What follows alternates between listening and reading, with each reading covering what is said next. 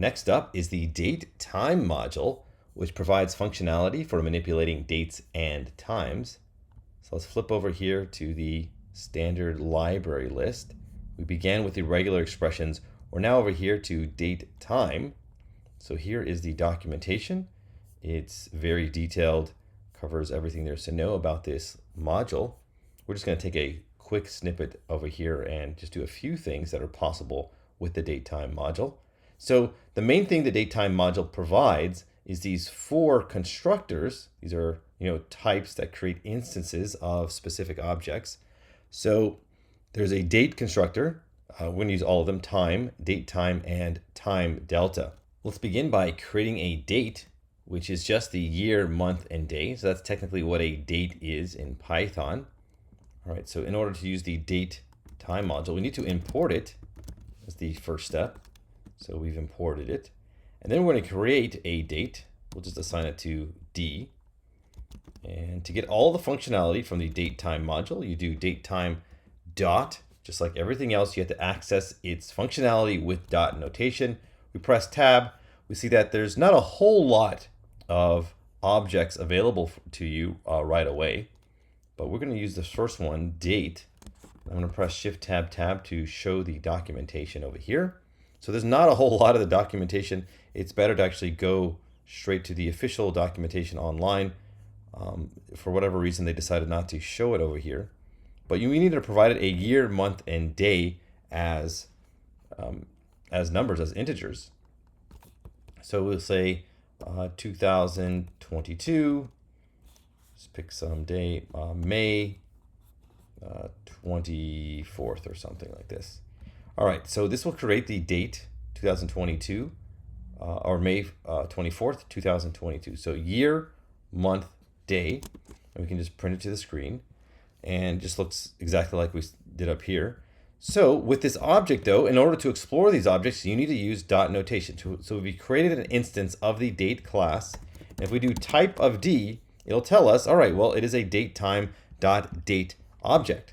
Okay, just like we did type of a list, it said list. Now, since it's not built in, it shows us what module it's in, and then the actual class name right there. All right, so let's do d.tab. We can see that there's quite a lot of attributes and methods over here to use for this. So we could say, all right, we want to get the year of this. This is an attribute. We already knew that, but you can also just extract it like that. You can do the same thing for month and day. You can figure out what the weekday is. And this is actually a function. So this is kind of cool. So it says, all right, what day of the week is this? Or it says 1, which means that Monday is 0, which means 1 is a Tuesday. So notice how I use the documentation to figure that out.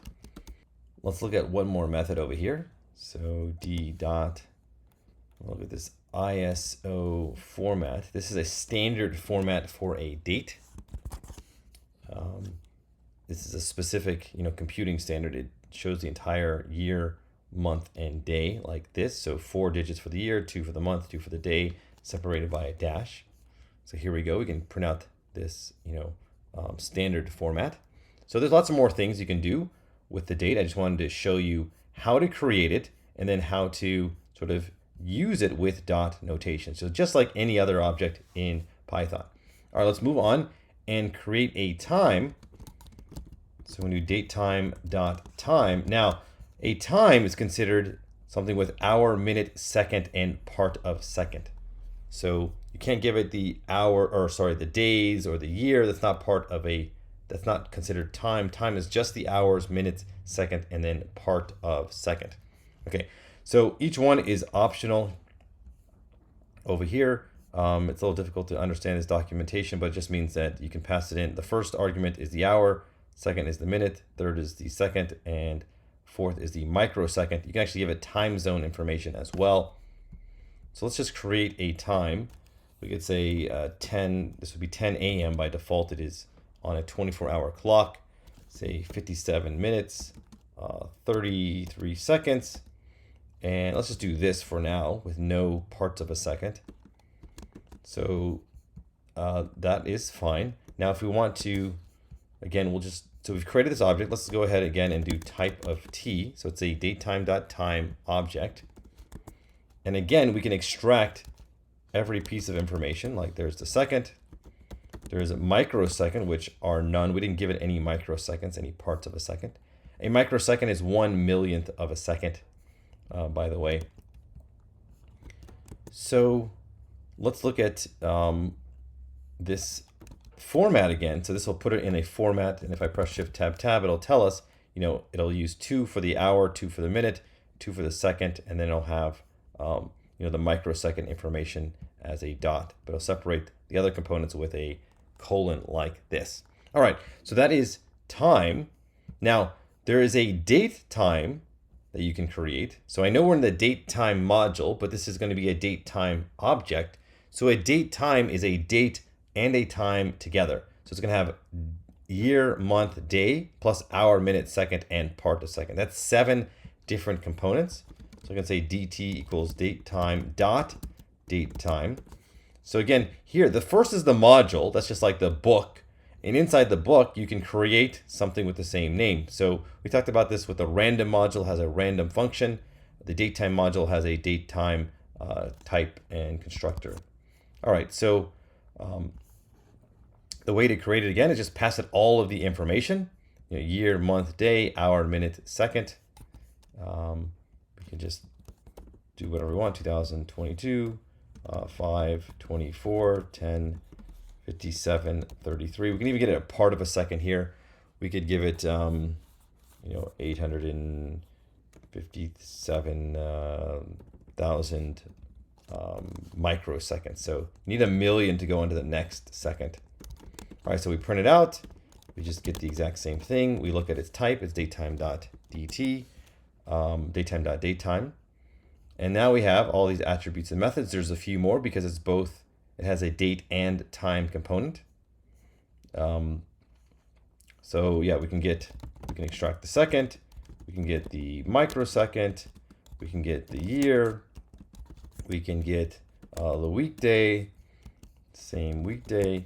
We can get this very specific format.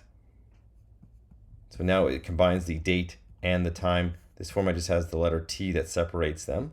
So all this stuff you can do with date times. That's why this module is pretty popular, is because it gives you all this date time functionality, which is not immediately available in, built into Python. All right, the last object we're going to create is a time delta.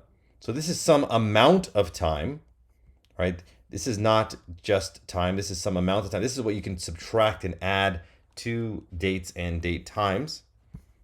All right, so let's call this TD, and we're going to create one with TD dot or datetime dot time delta.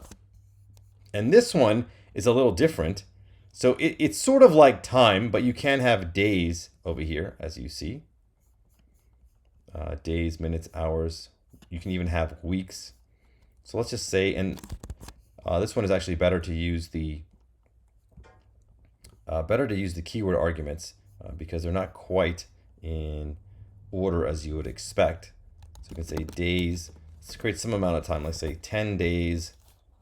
Let's do a different number, like 7 days, 17 hours, seconds, 55, like this. Okay, so this is some time delta. And again, we'll just, as usual, make sure we verify the type. All right, it is certainly a time delta. And then we can, use the dot notation to use its attributes and methods. One cool thing is this. So of course we know what the days are. We just created that with 7, but we can extract it. The total seconds is pretty cool. So it'll calculate, all right, what are the total seconds in 7 days, 17 hours, and 55 seconds? Well, it is this number right here. Now, what you usually use time deltas for is, all right, so say we have our date time, that's dt. So May 24th, 2022 at 10:57, 33 seconds. We can say, what will it be in 7 days and 17 hours? So here we go. It will be, June 1st at, 3 in the morning at 3:58 in the morning and 28 seconds. So that's pretty cool. You can also subtract a time delta like that and go back in time. So time delta, very cool for adding and subtracting to date times.